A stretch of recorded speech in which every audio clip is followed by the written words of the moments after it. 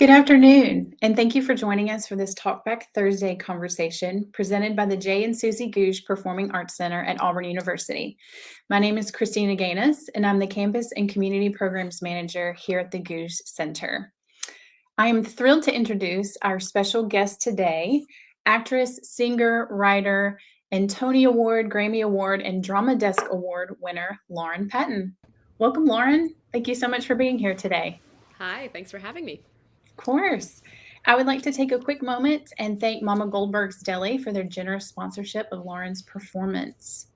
So, Lauren, I guess we can just dig right into a few questions, and I will also monitor the chat as we go along. So, our audience, please feel free to send your questions and comments to Lauren. Great. So, I've been doing some research on you this week to prepare for this interview. Your career has been quite impressive. Includes performances in Fun Home, Spring Awakening, Jagged Little Pill, The Wolves, a recurring role on a television series, Blue Bloods. How did you get your start in the performing arts? Yeah, I've been performing for, really my whole life. I grew up outside of Chicago, and I started in community theaters there when I was a kid, taking classes and learning and doing community productions. And I also always sang, so I just took lessons. It was just a big part of my life from the time that I was a kid. I was very fortunate that I had supportive parents who kind of got me into classes and Mhm. and supported me learning how to perform and just exploring it. And then I started working in professional theater productions as a teenager. And I didn't put a lot of pressure on it into trying to make it into some kind of big career. I just, as a kid, tried to do as much as I can and as I could and learn and be in different productions. And I just always loved performing. So that's sort of how I got my start. Is that I was fortunate to do some work as a kid and learn from some great people. Oh, that's wonderful. Hmm. So, did you have a moment or a defining experience that made you decide to pursue a career in as an actress and singer?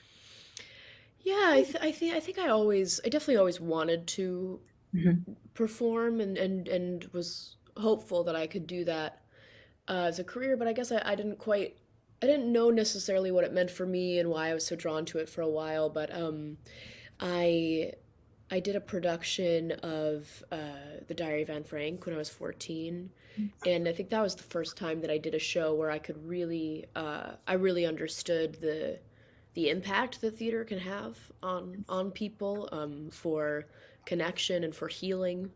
Um, and that was, I think, the first moment that I really started to see a career in theater and a career as a performer, as something more than just like fun, Mhm. but actually something that had the potential to be really meaningful and that I could actually be Mhm. of service to people in a unique way. So I think that was a turning point for me for sure. Oh, that's amazing. Mhm. Do you have, any tidbits you can share with because we're at a university, so we work with Yeah. students a lot. Do you have any tidbits you could share for following that dream and saying it's okay that you aren't a doctor or a lawyer or whatever? Yeah, yeah, yeah. And Yeah, I think yeah, I think that a lot of kids might encounter the sort of counter argument that you should have a fallback plan, or Mhm. you should be pursuing something that's a little more feasible and attainable, or Of course. all of that stuff. And I think I get it. I get where parents come from with that, because it's, you want your kid to be okay, and you Right. get nervous about it.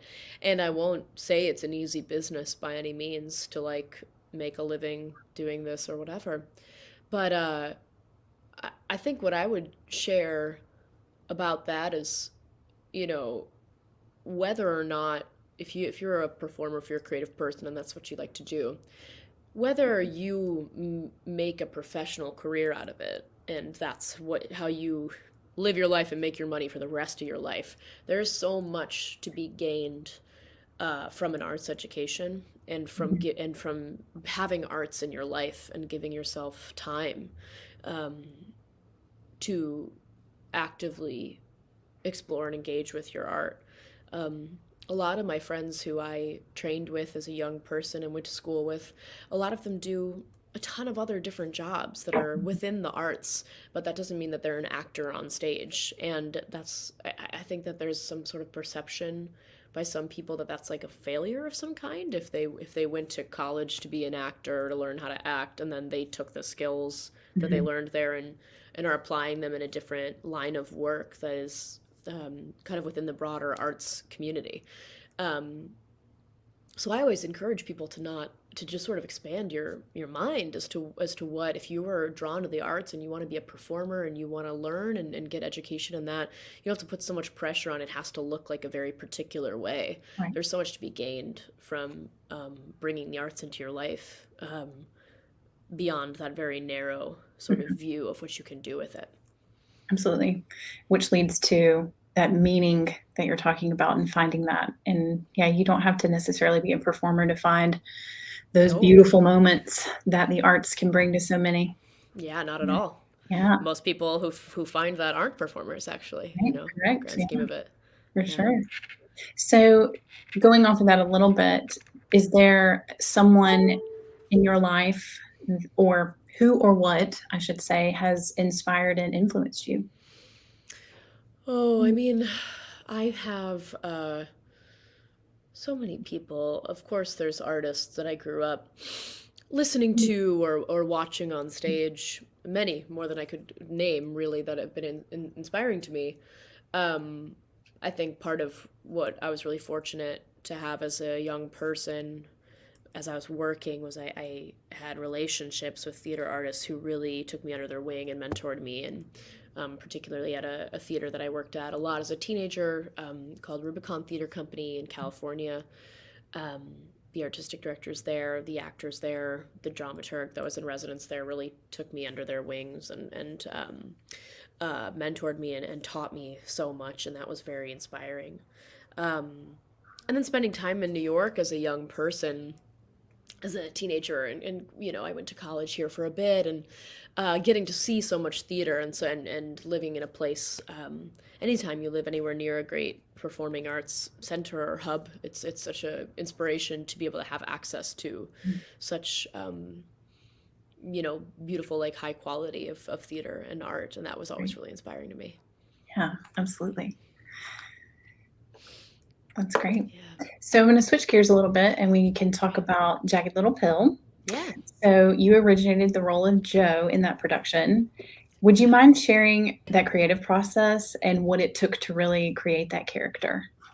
Yeah. I was very fortunate, with Jagged, that I was part of the developmental process, from the very beginning. And that's sort of, it's a dream that you have, I think, as a theater artist, if you can really be part of the creation process in that way. And a lot of times you'll be part of bits and pieces of it, right?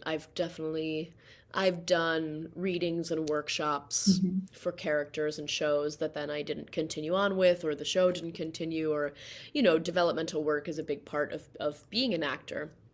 But it's relatively rare that you actually get to be part of a piece from its inception and take it all the way through, to final productions and on Broadway and that type of thing. Um, so that was really, really fortunate, and I think there was a lot of development work before we did a production of it out of town, and so then the out of town tryout of it, which was at American Repertory Theater in Cambridge, Massachusetts. Mhm. That's basically a developmental process as well, because even though you have an audience and you're performing it, it's really still very much a work in progress. Um, so it was 2 solid years of over 2 years of really delving in and developing this show, and on my end, finding the character of Joe, um, and finding the clearest way to tell that story before it came to Broadway. So it was Mhm. a lot of behind the scenes work before New Yeah, York audiences started to see it. Yeah. of course. And I understand correctly that when the production moved to Broadway, it was right before COVID? Yes. Yeah. Yes. Can you Yeah. talk about some of the challenges around that? Oh, sure. Yeah. I All of mean, it? yeah, we opened on Broadway in December of 2019. Okay. So, and we had a month of previews prior to that. So we had about I think 4 months, really, 4 or 5 months of performing um, before COVID really hit New Mhm. York. Yeah. So, and also just for the way that theater seasons are kind of set up in New York is also COVID hit, of course, March of 2020. Right around that time, a lot of shows are starting to open, and everybody's sort of gearing up for awards season during that time, because usually the nominations come out in late April or early May, and then the Tony Awards are usually in June of every year. And so there's sort of there's always a big momentum around that time. And if you're Mhm. part of a new show, there's like a lot of press and a lot of, you're doing performances on different television shows and all these things. It's just kind of, it's a frenetic time. Mhm. Um, so it was really wild to have sort of the emergency brake pulled during that time, because we were like on this freight train of being a part of a big new musical, and uh, just working so hard getting it up and having it running and preparing for that time of theater. Um, so yeah, it was of course. I mean, there's no way you can prepare for something like that. It Yeah. was wild, to all of a sudden have the rug completely pulled out from under you like that. Yeah.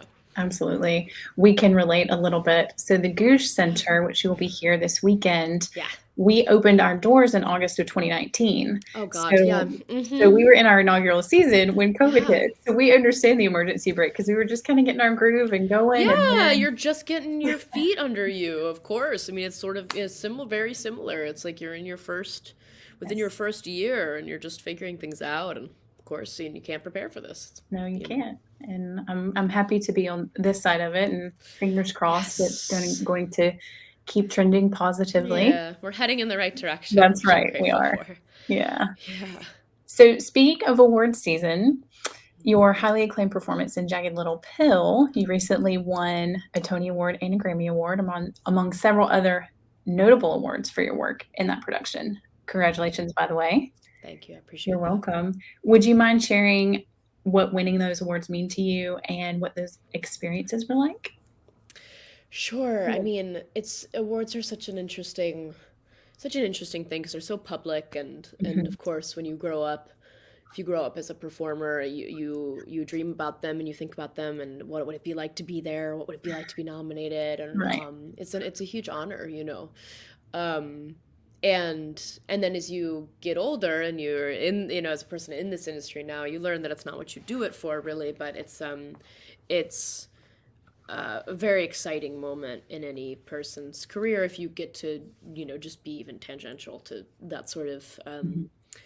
uh, experience. And but of course, the whole it was such an odd awards season, of course, because we were all still figuring out how to come back and how to do it safely, and Right. and winning the Tony while we weren't performing. It was just an odd, it's just an odd experience all around. So it will certainly go down in the books as, I was part of the kind of pandemic Tony Awards season, and what a wild thing that you never get to experience. But it was a very beautiful thing as well, because it was really the first time that so many people from the theater community got to be in a room together again, Mhm. as Broadway was just starting to get back on its feet. And so having the chance to be part of that, celebrating theater coming back and having its resurgence was very special. Yeah. I bet. That's wonderful. So, for all of you just joining in, I'm live with actress, singer, and writer Lauren Patton, who will be performing at the Goose Performing Arts Center this Sunday, April 24th at 7:30 Yay. p.m. We still have a few tickets left for that. You can check out our box office by calling 334-844-TIXS or visiting our website at gougecenter.auburn.edu. So we've got a little bit of time left, and I have a few more questions, but I'm going to check to see if we have anything from the audience. Great. So Haley said, I'm so excited, which we all are. And our director of marketing and communications here said that I had the opportunity to see you in Jagged Little Pill on Broadway in 2020. Such an amazing show all around, and your performance was phenomenal. Looking forward to seeing you this weekend in Auburn. Oh, yay. That's great. Yeah, I know. And then we also had, I just want to thank you, Lauren, for everything. Your performance as Joe has really inspired me, including your performance as Medium Allison. Oh, that's kind. Yeah, Yeah. that was my Broadway debut in a show called Fun Home. So that was my first show, and I'm gonna I'll sing a song from Fun Home for the concert this weekend, as well as a few songs from Jagged. Yeah. Wonderful. Well, we're thrilled for that. So, switching gears a little bit, I'd like to talk about you and collaborations that you've done. So, Mhm. you're clearly someone who is motivated by collaboration and varying minds. Yeah. What types of collaborations or partnerships do you enjoy best? Yeah, I think that is something that is really important to me. Actually, it's how I'm not really um, someone who likes to work in isolation. I do write some, but I prefer to write with people, or I like to be in communication with people when I'm creating. Um, that's always the most inspiring for me. So I think it's part of why I like developmental work for theater so much, and new work, helping develop new work, because getting into a room with a director and a playwright and if it's a musical composer. Um, I really love that sort of exploration process when you're trying to Mhm. find what the story is. And then musically, I haven't really delved into writing music yet, Mhm. but I have a band that I've played with here in New York for. I'm sorry, it's my cat. No, it's okay. Um, this has been part of the Zoom life, as he gets to be part of That's every right. video that I do now. He always makes himself known at some point. I have a band that I've played with here in New York City since 2019, and that's been really wonderfully collaborative. As the group of us, four of us, get together and just play covers and do different arrangements of songs that we really love. So we've played a lot here in the city, and that's been really musically inspiring for me as well. Yeah, that's great. Yeah. Has any of those collaborations or the connections that you've made provided opportunities for you in your career? Yeah, I mean, I think that collaboration is such a natural part of the theater industry for Mhm. sure, and so uh, when I've been in developmental processes for one show, that's something that definitely just sort of naturally leads to other opportunities. I've found, you work with somebody here, and then they think of you for a different project, of course, like that. And then working with my band, that's really opened up, doing concerts, and that's not something that was a big part of my career prior to these last few years. It's something that I didn't think I would enjoy per se. Mhm. I used to get really nervous about concerts and things, and I've really started to open up to it and enjoyed it a lot. Like coming down to do this concert this weekend is really new for me.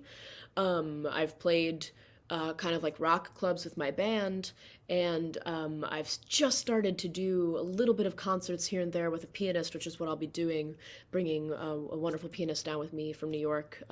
His name's Dan Green, and he's going to play for me at the Gouge Center, and really starting to build and see what it's like to do a concert that's a little without the full band and like a more intimate setting, but a kind of a more of a musical theater based Mhm. set that Mhm. also has some of my favorite songs. I mean, I sing in a very eclectic array of genres, so Yeah. I'll kind of have a bunch of everything in my set this weekend, but singing some more of my musical theater favorites and having it be a different feel of a concert. It's Mhm. new, so it's fun to. I'm excited to come down and do it because I'll be sharing something with y'all that's kind of a new thing for me to be doing. Yeah. Nice.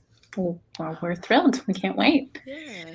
So, going back to the pandemic a little bit, I don't want to harp Yeah. on this too much, but Sure. I'm always interested. So, I know that that was an incredibly challenging time for everyone, our Mm-hmm. world, Yeah. and especially for the performing arts. I think it put a lot of things into perspective for us a little bit.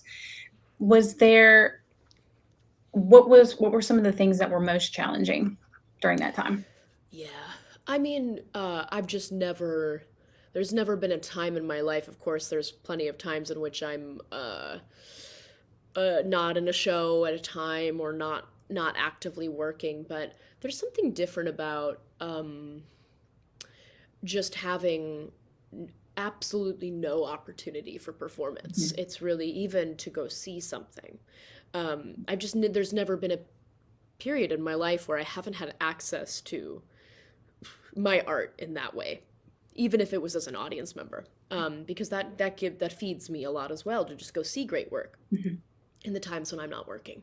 So, I think that was profoundly difficult to feel like w- what you build your life around and what your life's work is had just kind of disappeared overnight and disintegrated. That I think was probably the most emotionally challenging Mhm. part, um, which has just gotten slowly better as more and more things have come back. Yes. Yes, we are definitely happy to be hosting in-person performances and Yeah. even more so having an audience because we were fortunate that we were able to have a few shows during the pandemic, and you'll see this weekend that we have an amphitheater space as well. Mm. So we were able to do some things outside. Yeah, that's lovely. Just having an audience is also just so nice. Yeah.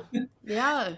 Yeah, It can't be replaced, we it's cannot. a universal experience for humanity. We've always performed, and it's the communal aspect of performance and concerts and theater and things where you share the space in that way. It can't be replaced, and it's really essential. So having it back is a big thing. Yes, I agree. So did you have any positives or silver linings from the forced time away? Yeah, yeah. I'm glad that I did. I was fortunate that Um, of course, it's such a strange thing with something that was so macro, devastating for the world and all of our communities. Um, I do think weirdly a lot of people had some individual um, things that were positive about actually having a pause on life a little bit. Mhm. Um, yeah, so I think I got to.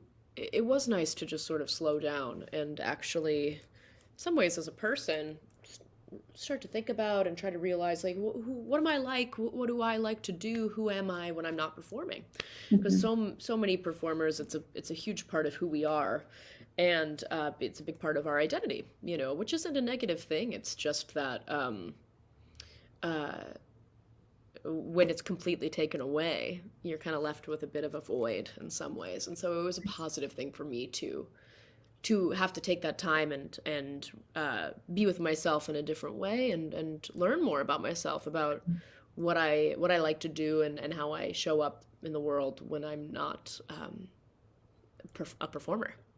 Right, Yeah. right. Yeah. During that time, I was able to really dig into nature, which was very nice because I don't really Yeah. have the opportunity to do that too much when Yeah. you're working, but Yeah. it was great. So I relate to Mm. that completely, finding out who I am outside of what I do every day. Yeah. When you're not just Mhm. go go go all the time. Right. Yeah. Absolutely. So what's next for you? So I've got a couple of things that I'll be doing, Oh, right. great. Right now I'm glad I have I can put a little focus on the music, and I've got this concert this weekend, and I've also got some concerts in New York City in June. One of which is Great. also live streaming. There's a Wonderful. concert on June 15th that I'll be doing that's going to be a live stream, so anybody can watch it.